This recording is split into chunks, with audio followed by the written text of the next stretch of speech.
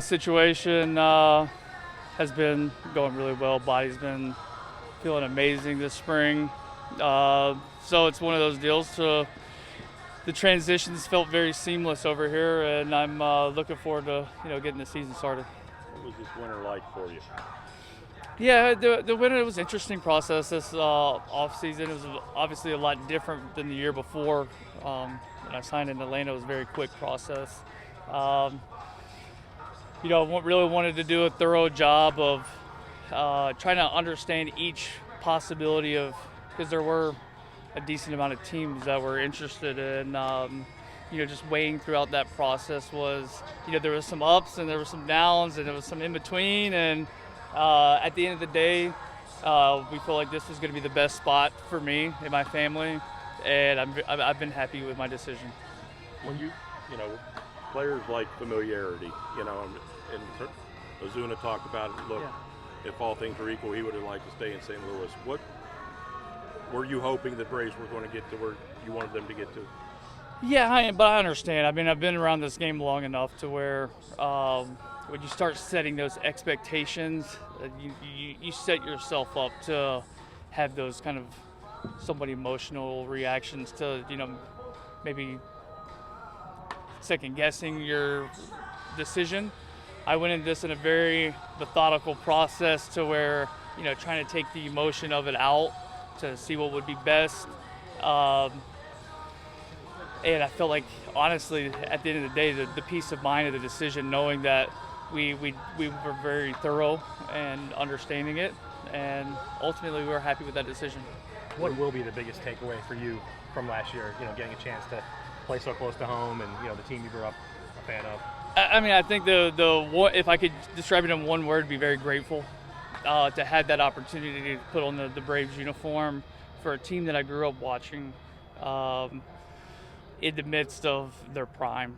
It was to be able to do that, represent the team, and go out there and put it on the line every day. Because as much as there is that 1 year deal, I was very thankful Alex gave me the 1 year deal, but that's tough mentally to do too, because of, knowing at any time if something were to happen, I wouldn't be in this situation.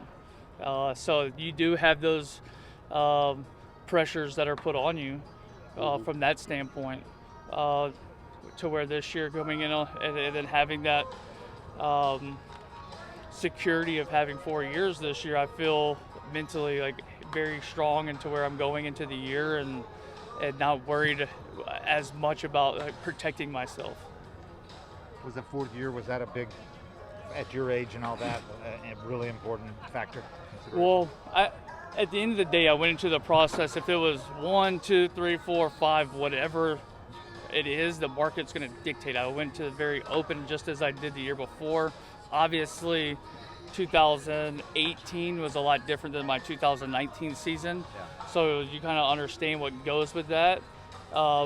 At the same time, the teams are going to kind of give you an understanding of where they're valuing you.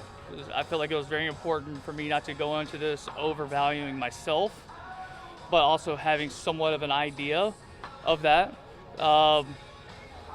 There were some teams that were more gung-ho about going more years with me than others. That was one of the factors into making my decision. But there was also many other factors that were going into this as well. Did you understand how like an American League team might have been a little more prone to give you the year?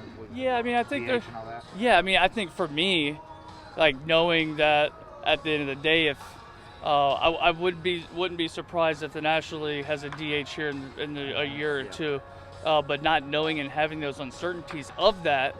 But at the end of the day, I want to play third base. Like DH is just like that's a fallback at some point if that is a case. But I enjoy playing third, and I think you saw me play last year and how I enjoy playing defense and changing the game on that side just as well as in the box. I get pleasure out of that too. So that's not something that I'm like, oh hey, I'm going to get to this age and I don't think I'm going to play third anymore. No, I'm going into with the hopes and going out there and training and preparing as I'm going to play third base and finish my career like that. I mean, you look at a guy like Adrian Beltre, who is very successful at doing that. The guy until 40. Chipper Jones said Chipper- that you Chipper deserved the Jo- Gold Glove last year, probably. Well, and I appreciate that. I mean, that means a lot coming from someone who's as quality of a player as Chipper was. At the same time, I take pride in that. I take pride in my defense, and you can ask Wash, and that's something that I was able to draw a lot from Wash last year that I'm still trying to take over to this season. But I feel like for me, as long as I can keep my body under control, which I've been doing for the last couple of years now, a lot of things that are strictly for that. This is something that I've devoted my life for, and something that I continue to strive for. And there's going to be bumps and bruises along the way, but at the end of the day, if we can manage it, we're going to be successful. The ability to continue playing for a contender in your decision-making process, where did that kind of fall in the pecking? Well, I mean, it was obviously I want to have a chance to compete to win. Yeah. Every team that was in on me, I felt had that opportunity. Mm-hmm. So going into it, that was obviously I want to win, but there was a lot of teams that had that capability that were in on me to want to win. And I think teams that were more drawn to me were teams that wanted to win now. Okay. Does that make sense? Yeah, urgency. Did you stay in contact with Freddie and we through the process? Yeah, we talked. I try.